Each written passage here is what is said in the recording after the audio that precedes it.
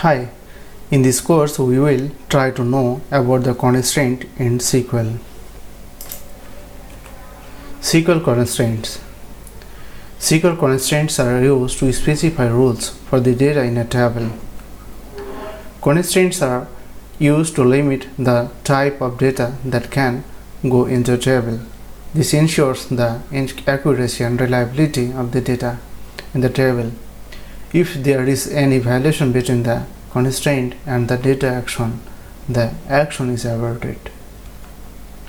Constraint can be column level or table level. Column level constraints apply to a column and table level constraints apply to the whole table. The following constraints are commonly used in SQL.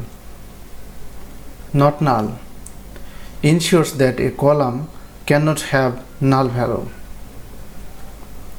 Unique ensures that all values in a column are different. Primary key, a combination of a null, not null and unique, uniquely identifies each row in a table. Foreign key, uniquely identifies a row record in another table.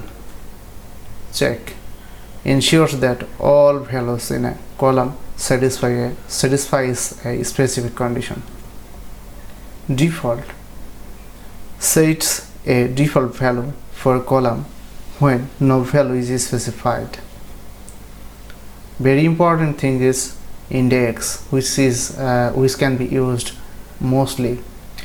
Index used to create and retrieve data from the database very quickly. Thank you.